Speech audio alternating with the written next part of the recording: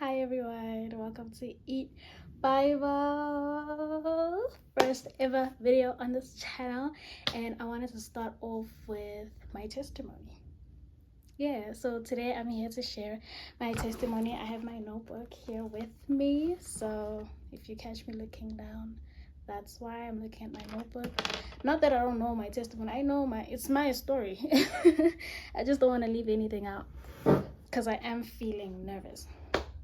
Right, so I'm feeling a little excited and nervous, so anything can happen. What if I leave something out? So I just have like a couple of notes written down. So yeah, welcome to Eat Bible. Welcome. My name is Esana. Yeah, we'll talk about why I created the channel and everything another time. Today I want to talk about my testimony. I want to talk about how good the Lord is, how he turned my life around. Right, so like I said, my name is Esona. Welcome to Eat Bible, and I want to start at the very beginning, not like at the very beginning. That would be my actual birth, which I know nothing about. But I want to start around the time when I was in primary. So growing up, I was raised by my grandmother, right? So growing up, I would go to church with her. Like, she would take me to church with her. So I always knew about God. The reason why I'm mentioning this is because I want to highlight that I always knew who God was. Like, I always knew of God. I just never had a relationship with him. I never really understood it like that. So around grade 6, grade 7, that's when I think I stopped going to church earlier than that, not gonna lie. Like maybe grade 5 I stopped going. Grade 6, grade 7, that's when I got introduced to substances and stuff. I got introduced to I don't know if I can say this word, so I'm gonna say explicit content, like sexually explicit content. I hope you get what I'm trying to say. So yeah, and before we get into that, before we get into like grade 6 and grade 7, I grew up as an only child. So I was raised by my grandmother because my mom had me young. So my grandmother took me in and she raised me, and I was an only child. And I absolutely love my family now. I love them and I adore them so much right now. But growing up, I used to feel like an outcast. I don't know if I can say it's their fault. I'm not trying to blame anyone, but I did grow up feeling like an outcast because I was an only child, because I never really knew my dad.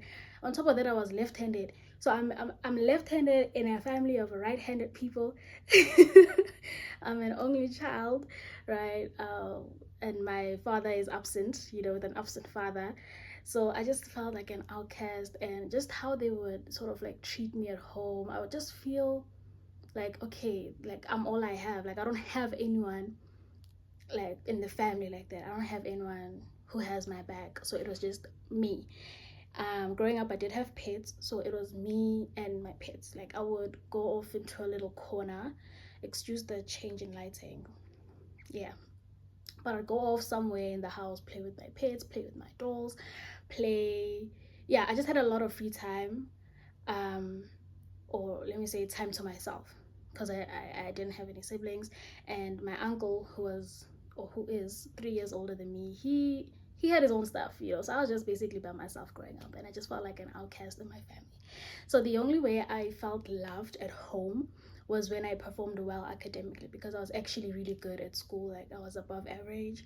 I excelled, prize giving here, prize giving there, making my grandma proud and everything. So that was actually the only time I felt like, okay, I get attention at home, like good attention, and I feel loved, I feel welcomed, like I'm not an outcast anymore. Oh my goodness. So getting good grades is something I chased. Even going into high school, I chased academic validation because I just felt like that was the only way I would be accepted at home. You feel me? So before we get to high school, let's go back to primary, right? So in primary school, I had friends at school for sure, and at some point, I don't know what happened, but I got introduced to alcohol. Well, maybe I do know what happened. So at school, like, classmates would host amachilas, would host like, little house parties, yes, where there'd be alcohol and everything. So when I would go out the house, I'll tell my grandma I'm going to my friends, but really, I'm going to the party, the house party that's like down the street or like a couple of streets away from home or whatever. And that's how I got introduced to alcohol. I got introduced to pornography. Can I say that? Can I say it like it is without having my video taken down? Yeah, I got introduced to porn and masturbation in grade 6 when I was 12. Yes, when I was 12. And it was, I want to say, easy to entertain this whole, sexually explicit content thing. And masturbation was easy to entertain it because I was always by myself. Again, being an only child, I was just in my room. My grandma was doing something somewhere. My uncle, who's 3 years older than me, he was with his friends. Like, so when I had time and I was by myself, I'd be on my phone and I'd be watching the sexually explicit content, and I'd be, doing whatever. I'd be masturbating while watching, right? So that's what I did.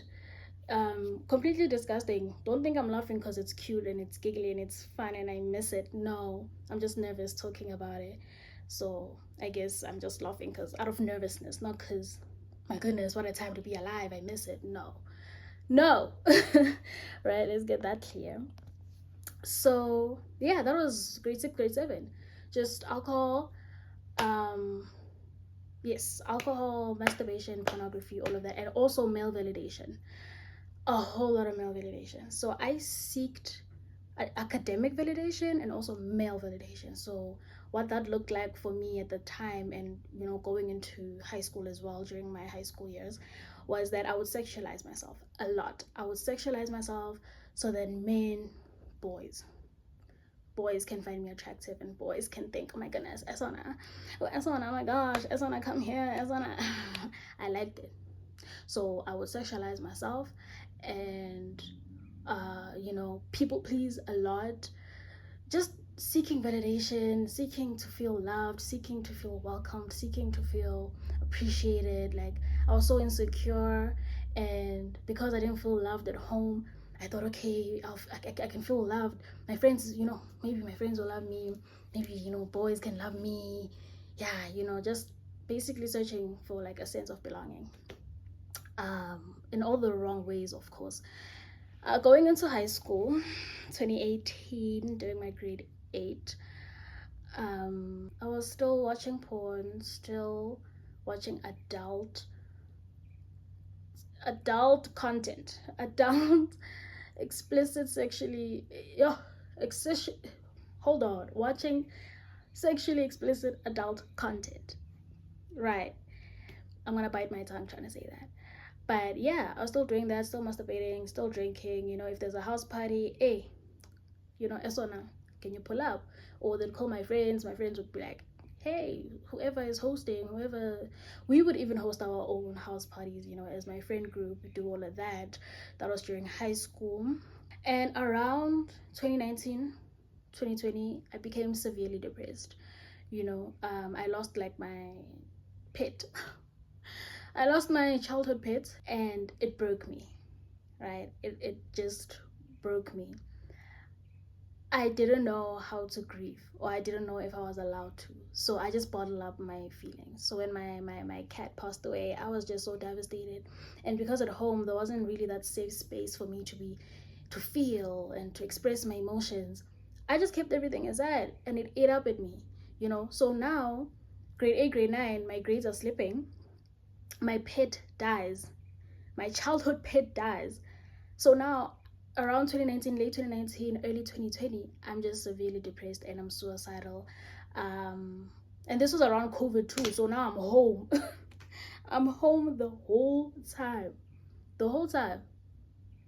In this space where I didn't feel welcomed, in this space where I just felt like every little thing I did was wrong. Everything I did was just bad. I couldn't do anything right. So I'm just home.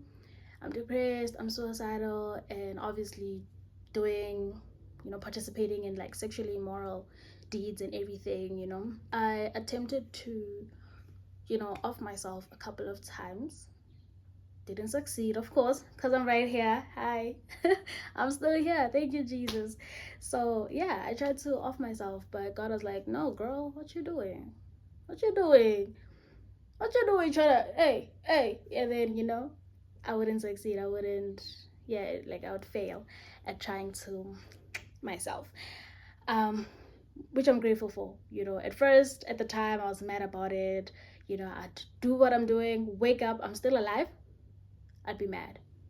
But now I'm super grateful because also around 2020, my little sister was born. Right, she was born, and when she was born, something shifted, something changed. Because now I couldn't really kill myself. As much as I wanted to die. I did not have a desire to be alive anymore. I didn't feel like I had a purpose. I didn't feel loved at home. No matter how much I tried, boys, it wasn't like there was this hole inside of me that I just couldn't feel. Like it wasn't enough. No matter how much I tried, nothing was enough. I was never happy. I was never satisfied. I was never content. And so I just wanted to just not be around. I just thought that if I passed on, if I just died, everybody's lives would be better, right? My family would be better because now I'm out their way. Another thing was that because my mom had me at a young age, I always felt guilty, like, oh my goodness, I robbed her of her youth. Like she didn't get to study what she wanted to study. She didn't get to, now she doesn't have the car that she's always wanted to buy for herself. I guess because, I'm now in the picture and she has to take care of me and money is now divided. So I always felt guilty and felt like it was my fault that she is where she is, and if I were to just go away, everything will be okay. I'm solving everybody's problems, right? So that's how I felt. And so when my sister was born in 2020, during COVID, I was like, man, I wanna die, but I can't. Why? Because I knew what it was like to grow up as an only child. I knew what it was like to always want to have a sibling. I always wanted to have, like a brother or a sister. And because I grew up in my family and I didn't feel loved, I didn't want that for my sister. I could not leave her, basically. So looking back, I can confidently say that my sister being born was God saving me, because I was praying to God to take my life, because I would try, fail. So I'm like, hey, God, because I grew up in church, I knew about God. I was lukewarm from 2016 up until 2024. So yeah, I would pray and I'd be like to God, please kill me, right? And God was like, looking back, I can confidently say that God was like, no, instead of killing you, I'm gonna give you a reason to live. I'm gonna give you a reason to keep going. And He gave me my sister, who I love so much. I love you so much. She's very young. She's like 5. I don't think she's gonna see this video, but the internet never dies, I guess. So when she does get a phone and everything, I guess she'll stumble up across this video. But yeah, that was 2020. I was like, okay, bit. I can't die now. I have a little sister that I have to live for, but I was still very much depressed. So that's 2020. Up until 2022, when I was in grade 12, I was sad. I was, drinking. I was still sexually immoral. Just completely negating. Negating? Is that a word? I just wasn't living my life for Christ. Like, although I was lukewarm, you know what I'd do? I'd post like Bible verses. I'd post Bible verses on my status, then turn around and go do the most unspeakable things. I was a liar. I was sexually immoral. I was doing so many horrible things, and I would just claim to be Christian. I'd portray myself like this, Christian girl. Am I getting a call? My bad, yo. I thought I was getting a call. I'm not. So yeah, where was I? Yeah, I was very much lukewarm, like 1 foot in, 1 foot out type of thing. So that was my high school years. 2022 was when I didn't smoke weed, but I had an edible. That was my first experience with cannabis. It was crazy, by the way, completely insane. but it unlocked the door, because after high school, that's when I started smoking like crazy. I wasn't a big fan of edibles, but I would smoke like crazy, trying to numb the pain, because I was so lonely, like I'm just living, but not because I want to live. I'm living because, my little sister, and, now I have to get by. I have to go to school, and I have to do things. I was just so depressed and so sad and just hopeless, basically, So 2022, I got introduced to weed, za, and 2022 was when I lost my virginity. Not because I wanted to, no, but because, seeking that male validation. I was in a relationship, and I just wanted him to love me so much that he obviously wanted to have sex. I wasn't too keen on it, but because, I'm lonely and male validation and everything, and I'm seeking to fill this hole inside of me, I gave in. I was like, okay, sure, let's do it or whatever. Had sex, never enjoyed it. Had sex actually for the whole year, never enjoyed it. It was horrible, but I just kept doing it over and over again. I don't know why, because it was so unpleasant, right? But because I'm who I was, or I was who I was at that time, I was like, let's just get it over and done with, like, just so that he can keep loving me, so that he doesn't leave me, so that, that was the vibe, So yeah, 2022, grade 12, I passed horribly. My grades were horrible, which also just didn't help at all, because my academics, my grades were a big part of who I was. Like, my identity was, my self-worth and self whatever you wanna call it, was dependent on how I performed.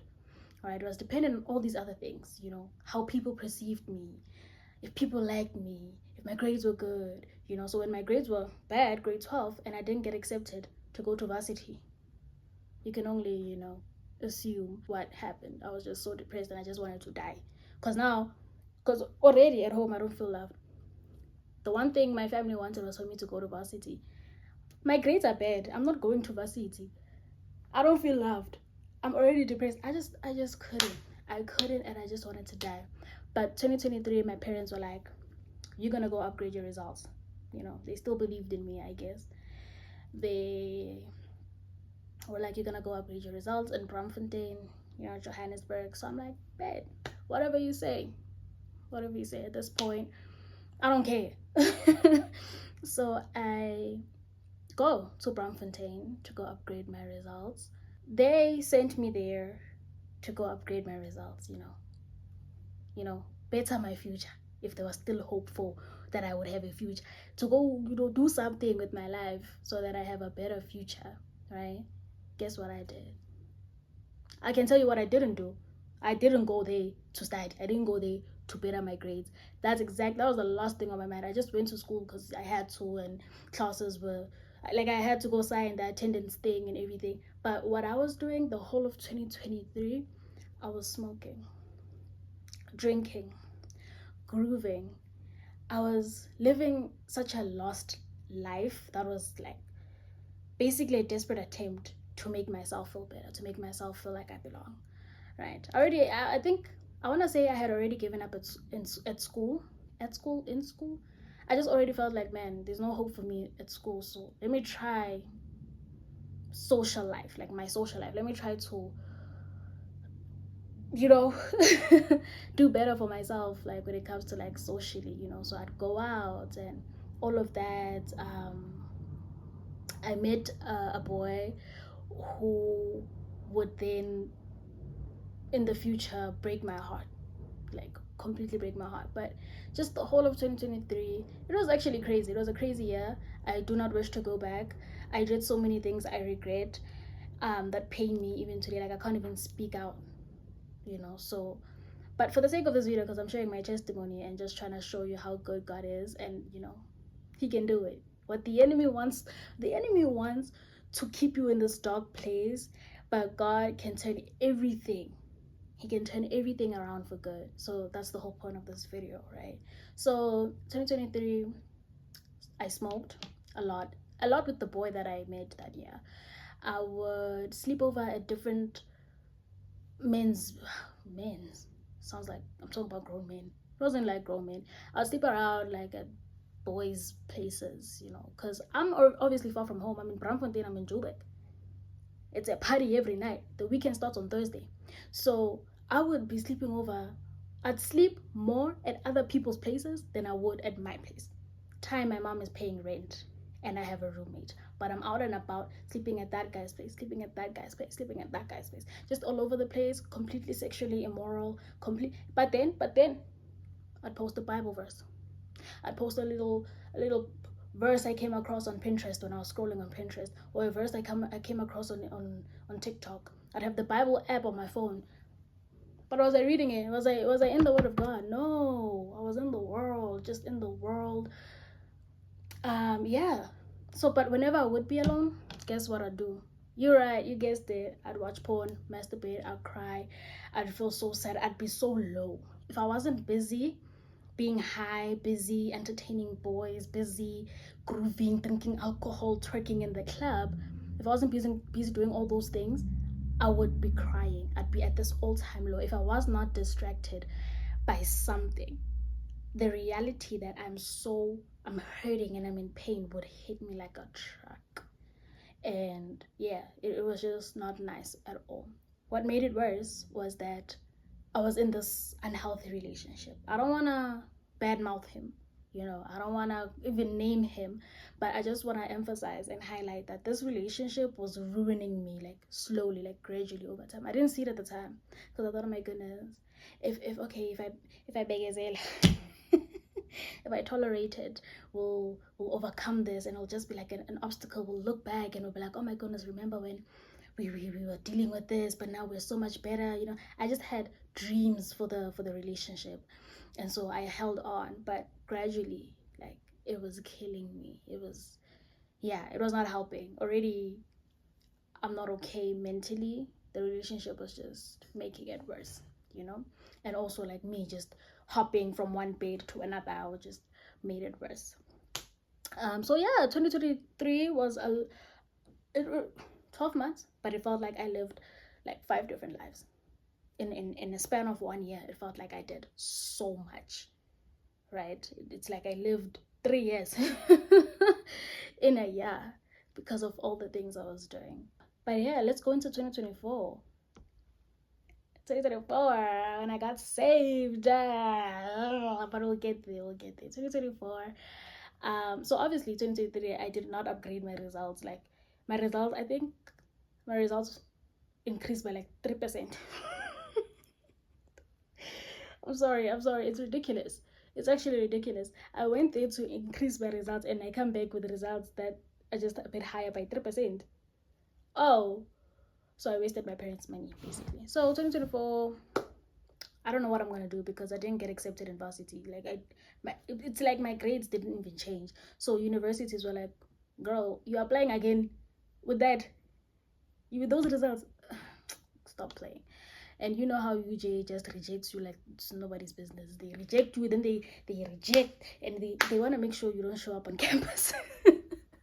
So yeah, I got rejected, sadly. But that didn't stop me because I did want to study psychology. So 2024, I applied early, like I think January, Feb of 2024. I applied to the psychology college, right? I got accepted, but guess what? At home, they were like, "You're not gonna do that.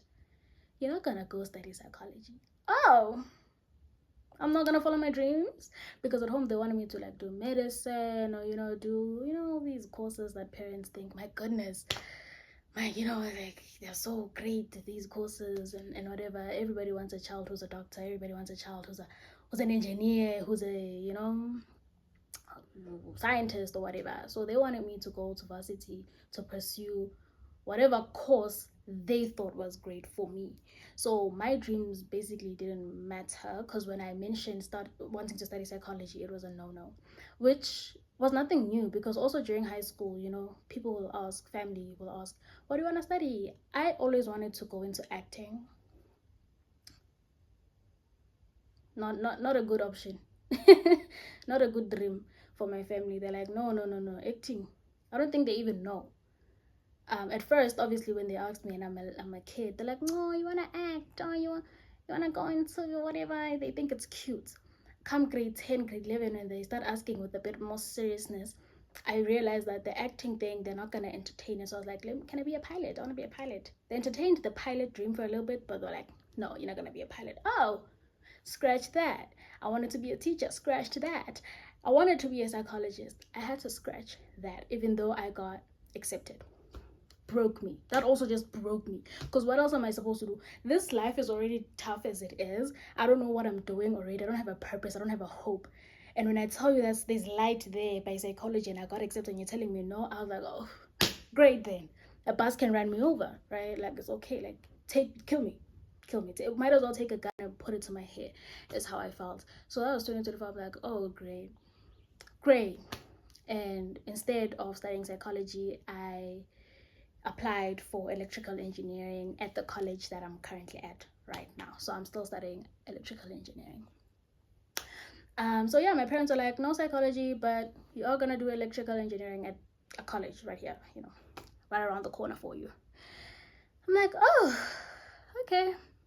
And I did that. So it was school, 2024, college, getting used to it. Funny enough, I was good at it.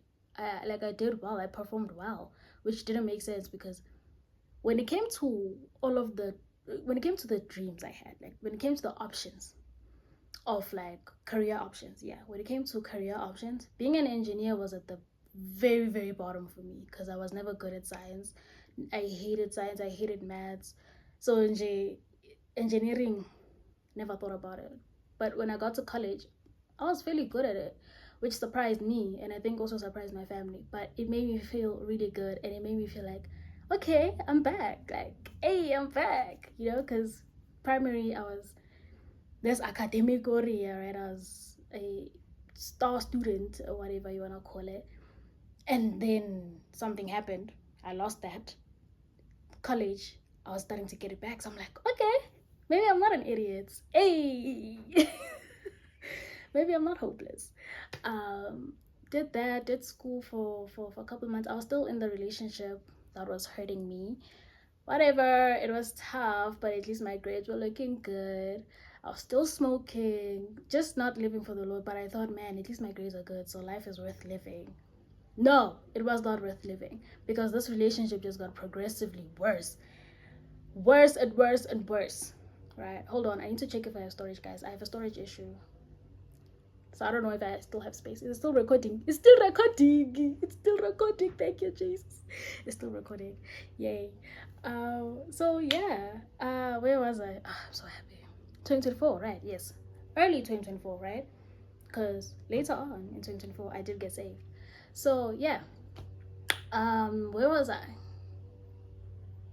Oh, the relationship. The relationship was very on and off. I just didn't love myself, not gonna lie. Like, looking back, it's like, damn, I low-key hated myself. Yeah, that's what it was. I hated myself. Also, I'm sorry for the noise. I guess someone's cutting grass somewhere. It's not here in the yard. So yeah. Then, because this relationship was doing the most on me and on my mental health, I was like, my goodness, I don't know what to do anymore. Because I was still suicidal. I still wanted to die. Like, I still didn't want to live, even though grades were good. I was like, okay, but I still want to die. Like, it hurts, So I realized in 2024 that I couldn't do it on my own, right? That, okay, I've been living lukewarm for like 8 years. And I've been claiming to know about Jesus. I've been claiming to know who God was. Let me actually give him a chance, Because when I would pray in the past, like in high school or whatever, I'd pray, but, when I'd pray, like, oh, God, please take away this pain. Please take away all the suffering. I'm so depressed. I'm so suicidal. I don't want to be alive anymore. When I'd pray all of that, it was never genuine. It was never in faith. Like, I wasn't like, oh my goodness, I actually believe that God can do this for me. Let me pray and cry out to him. No, I always prayed and it was like, I didn't believe what I was praying.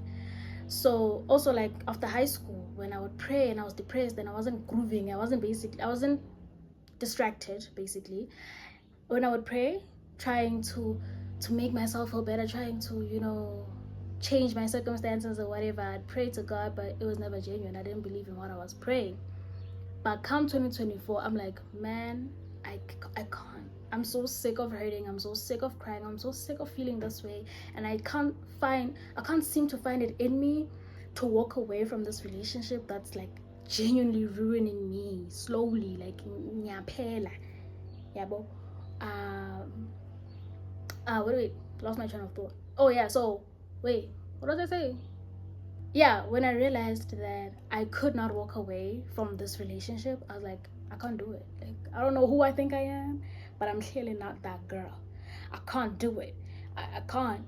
So because I couldn't walk away and I was so low and I was so desperate for help, I was like, you know what? I keep talking about Jesus. I keep posting all these verses, but I've never really given him a chance. And for the first time in 2024, I prayed to God and I was like, God, I cannot do it and I cannot take it anymore. Please help me. Please save me. Like, please give me strength to get up and walk away. Give me strength to leave everything that is making me so unhappy. Like, please help me out of this darkness. And for the first time, I prayed and I had faith. I was like, only God can help me now. Only God. And that is when I cried out to him in complete surrenderance, if I can say it. Is that a word? And hey, guess what? Not long after that, God was like, I heard you, baby girl. I heard you, my sweetheart. And he saved me. Whew. Hold on. He saved me. Right, now we're getting to the good part. I can close this notebook now, okay? Because what I had down was just like my past, like everything from primary school up until 2024, because I don't want to leave anything out. But now we're getting to the good stuff. We're getting to the most recent stuff. We're getting to when Jesus stepped in, when Jesus was like, hey, it's my time. So 2024, around September, I was visiting the boy that I was with, the guy I was dating. I was at his place and he had messed up big time. Like, obviously he's been messing up the entire relationship, hence I was just so hurt. And you know, it's sad when you're lonely, but you're not even alone, but you feel so lonely within a relationship. You feel lonely even though you have someone. But yeah, I felt lonely because of his actions and whatever he did. So September, he had messed up for the last time. I was over at his place and I was like, let me give him one more chance. Like, let me go. Everything's gonna be fine. Because I saw so much potential in him and in the relationship. So I went over there. He messed up, and guess what? God was like, I remember we had smoked weed. Normally when I smoke weed, like normally like late during the day, I'll smoke weed. I'll just sleep throughout the whole night, wake up the next morning. Tell me why. After smoking weed with him, I wake up at night. I've never done that, by the way, not even to go pee. I just sleep throughout the whole night. So I wake up and I'm like, why am I up? When I wake up, he's not next to me. He's out doing whatever he's doing. Guess what? I think, looking back, not that I think, I know that was God showing me that it is time to go. The next morning, not even in my own strength, the next morning I just had this incredible, I don't know, like, I didn't care. I just had the strength to get up and go. And I can't say it's me. I can't even say it's me, because knowing myself, I would have stayed. I would have forgiven him again and again and again, and the cycle would have continued for years, because there was just no hope for me. Next morning, I packed my things quietly. He's still sleeping on the bed. He just came back from wherever he came from wherever he was at. Like, whatever, it doesn't matter. So I'm packing my things. I'm like, I'm leaving. I wake him up. Buti, hey, I'm leaving. It's over. I'm done. And I just felt like it was God saying, Esona, get up. We're going. It hurt so bad, guys. It hurt. Like, when I was finally in the Bolt, heading back to the taxi rank, like leaving his place, I was crying. And the Bolt driver keeps yapping. I'm like, bro, please keep quiet, because I'm going through it. I'm fighting for my life here. Like, I'm hurting, but I'm like, there was a sense of relief with it. There was a sense of peace. Yes, it hurt really bad because I'm walking away from someone I never thought. Sorry, I'm just checking if it's still recording. So I'm walking away from someone I never thought I'd walk away from. Someone I thought I would marry. Someone I just genuinely really loved. I'm walking away from him. Walking away from a relationship I really fought tooth and nail to make work. I'm losing my train of thought. It's whatever. But yeah, like it hurt because I'm walking away. But I had peace. I had peace that it's going to be okay. Although I was walking away, I'm like, it's gonna be, why? Because I'm like, Jesus got me, like, God has got me, you know? So there's that piece of like, yeah, it hurts, but it's gonna hurt, but I'm with the Lord, you know? Like, if I'm gonna cry, I'm crying to God, you know? I'm not by myself anymore. So I just had that peace, and I just knew deep down that it's gonna work out. Whew, I'll never forget that day, guys. I even cried on the taxi. I was crying on the way, like, you know, taxi rank, and then I have to walk home. So as I'm walking home, I'm crying, like really crying. I'm like, God, you better be real, because oh my God, I'm walking away from this man. I'm walking away from this relationship for you, Lord, so that I can focus on you and I can follow you, Jesus, you know. So I'm like, you better be real, you better be. And I'm crying, but I just kept going. And when I look back to 2020, when my sister was born, it felt like God was saying, because I wanted to die. So it felt like God was like, sorry, we have a rooster or a chicken or whatever in the yard. But in 2020, when my sister was born, it felt like God was saying to me, as when I get up and live. Because when he gave me my sister, I continued living. So it felt like God was like, as when I get up and keep going, get up, girl, get up and keep living, you know, get up and live. And in 2024, when I was walking away from the relationship, I felt God saying to me, Eswana, get up and let's go. Get, like, you know, when you're being like when you're a kid, when you were still a child, and your parent grabs you by the arm, like, let's go, like, hurry up, you know, like, trying to get you to walk faster. That's what it felt. It felt like God took my hand and I was like, let's go, like, genuinely pulling me out of that situation, out of that relationship. Like, it wasn't me. It was not me, and I will say this till the day I die. At no point was I like, my goodness, Esona, you did that. My goodness, it was not my decision. I was ready to sleep after, like, I smoked this, I was ready to sleep, wake up, whatever. Life would continue, but God wanted me to see something that night. And he the next morning, he was like, let's go, we're leaving. And I left. I followed Jesus, and ever since then, I've been living my life for the Lord. Whew, isn't he good? Like, he is so good. Like, I look back and I'm like, man, I don't want to die anymore. Now that I'm living for Jesus Christ, I don't even want to die anymore. Sure, I get sad from time to time. And after the breakup, after I walked away from the relationship, it was tough. I'm not gonna act like everything was rosy after that. I was crying, I was sad. I also, like, stopped smoking, which was also all, it has all just been God and God over and over again, because I just stopped smoking. Not because I had I was like, my goodness, I want, like, it's, I don't know how to say it. I feel like I'm rambling. Hold on.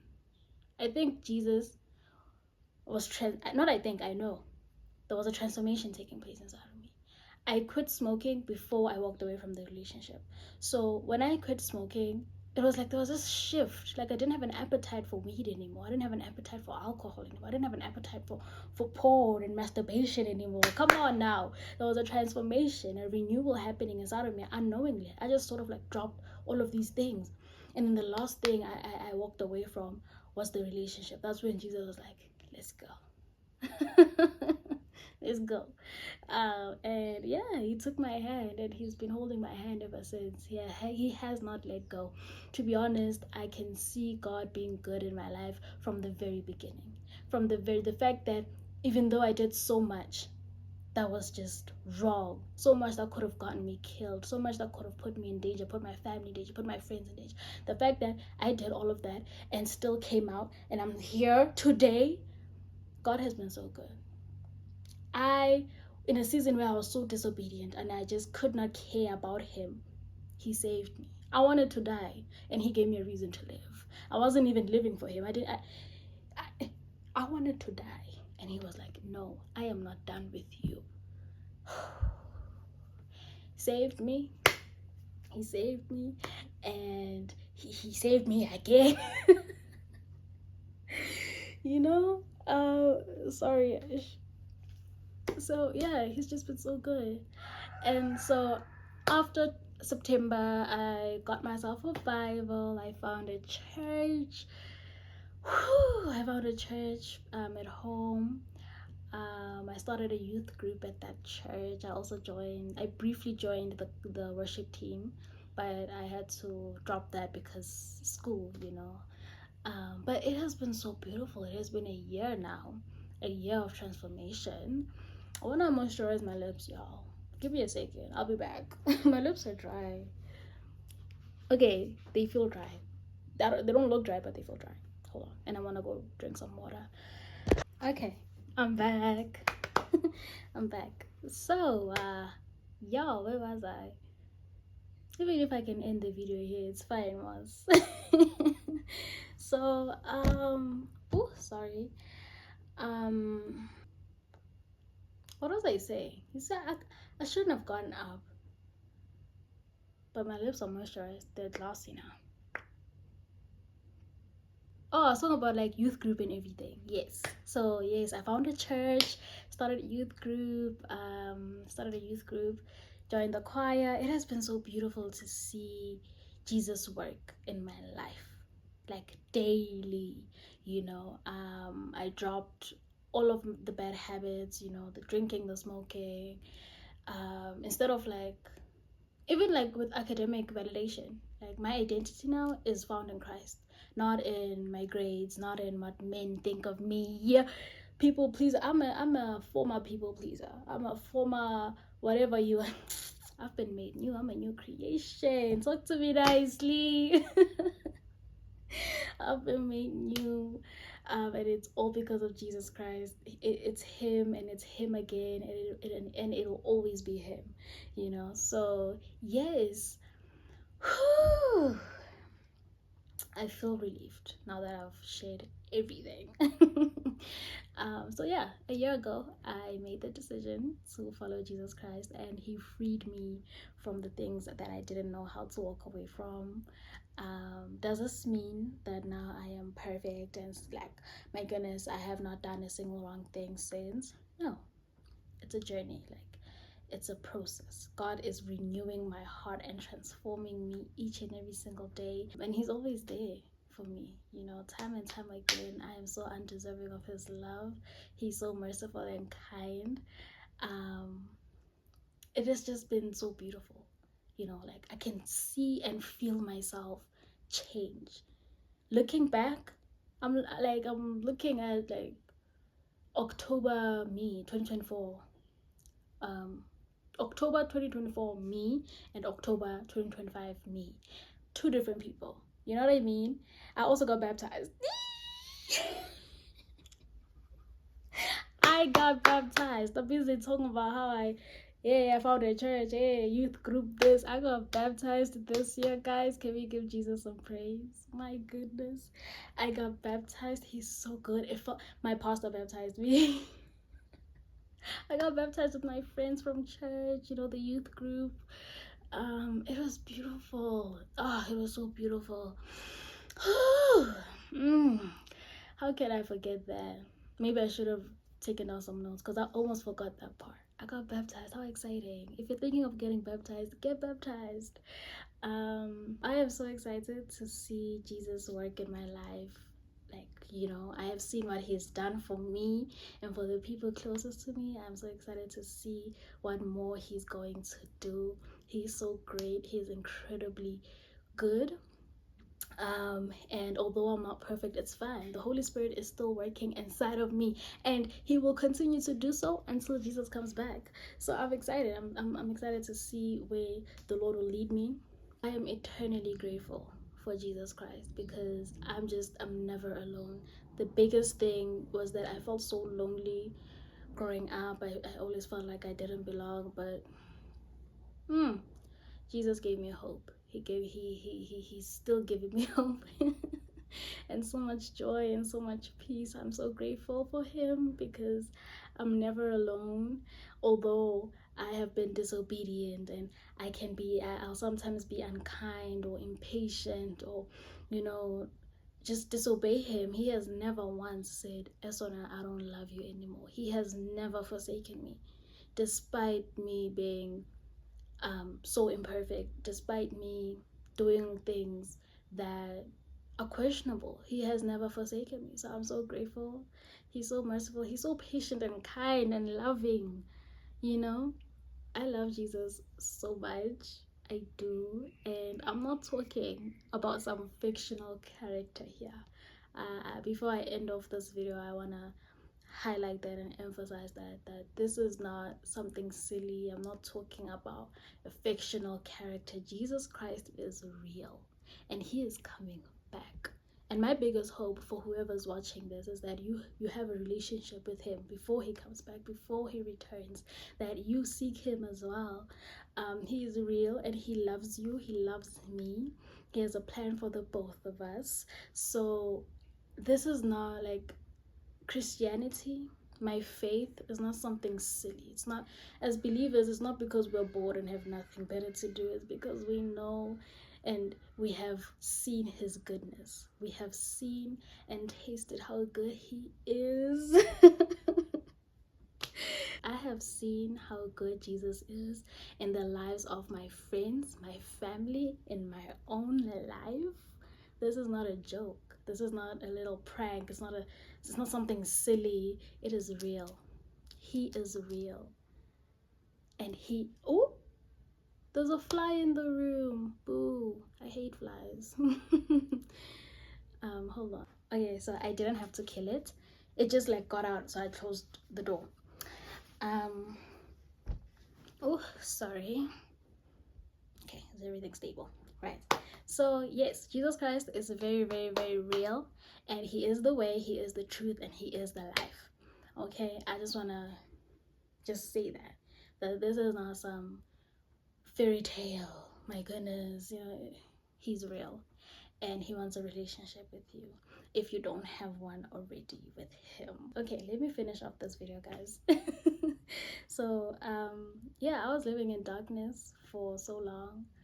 I was living for the world for like 8 years, and Jesus Christ saved me. He left the 99 for me. He saved me. He restored what was broken and renewed what was worn out. He took me and he washed me clean. I'm just so grateful. And what the enemy meant for evil, God turned it around. God turned it around for good. And that's on Romans 8 verse 28, baby. God doesn't play, and he's not a liar. So I actually do see his goodness each and every single day. So yeah, my name is Esona and this is my testimony.